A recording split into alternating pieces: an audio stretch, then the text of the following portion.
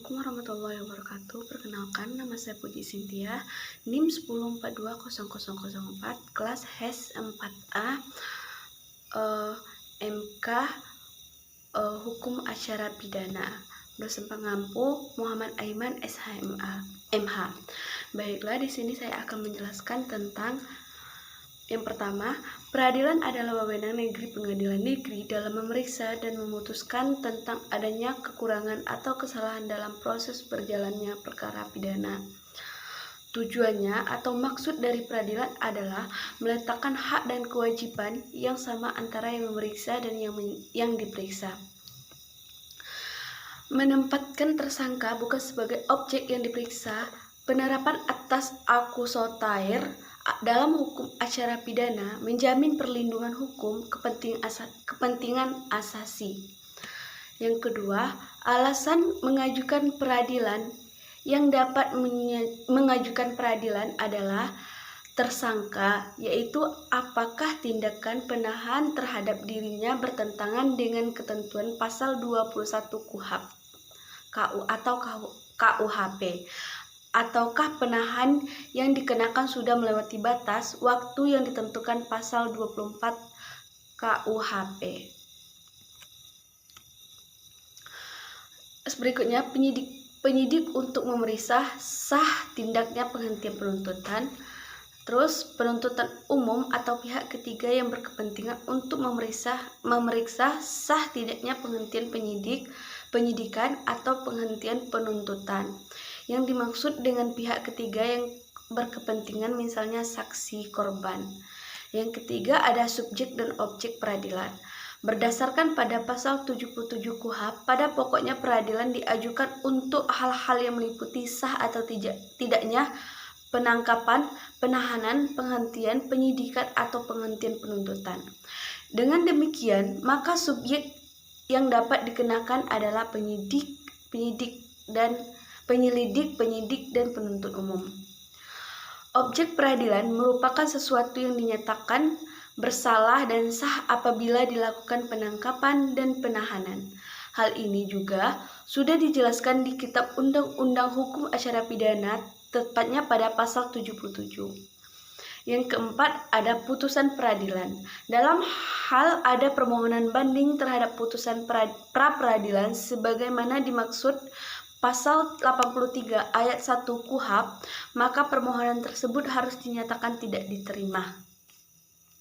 Pengadilan tinggi memutus permintaan banding tentang tidak sahnya penghentian penyidikan dan penuntutan dalam tingkat akhir. Terhadap putusan pra-peradilan tidak dapat diajukan upaya hukum kasasi.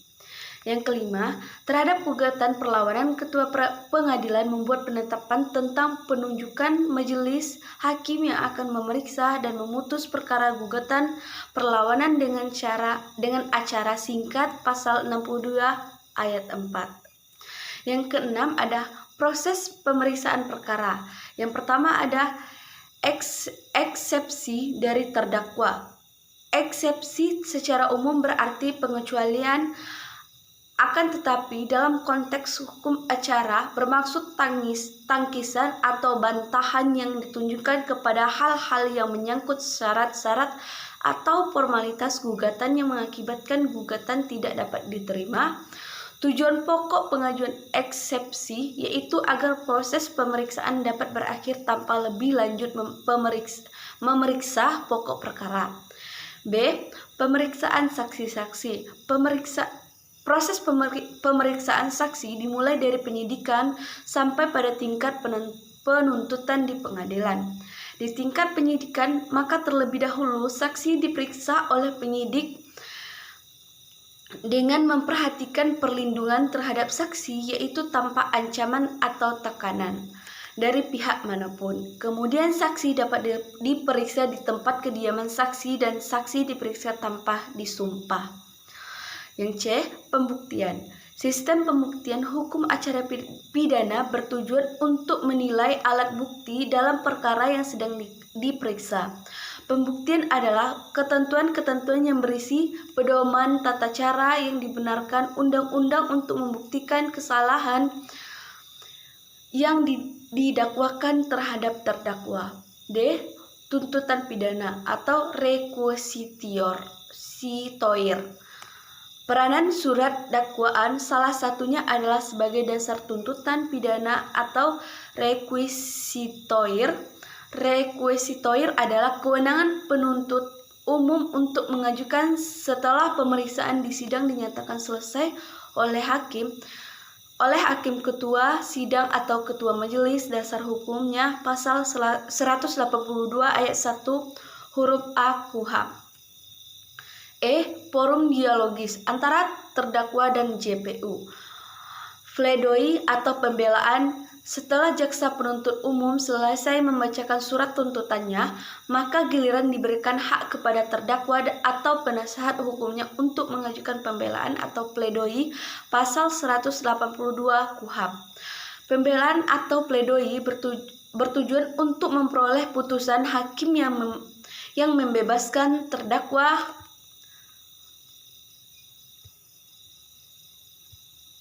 dari segala dakwaan atau melepaskan terdakwa dari segala tuntutan hukum atau setidak-tidaknya hukuman pidana seringan-ringannya. Replik.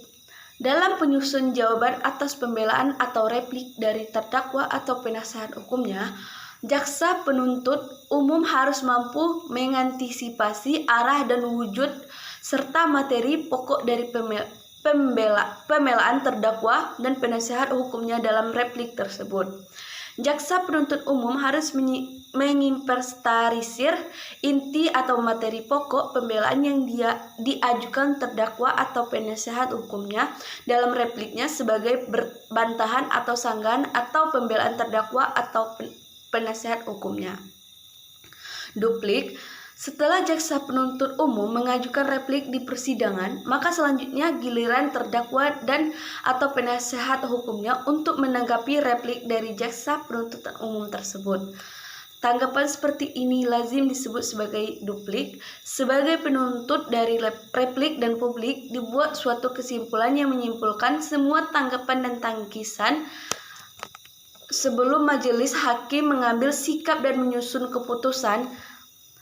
Biasanya majelis hakim memberikan kesempatan kepada terdakwa apakah masih ada yang perlu disampaikan, misalnya mohon keringanan hukum atau mohon keputusan yang seadil-adilnya.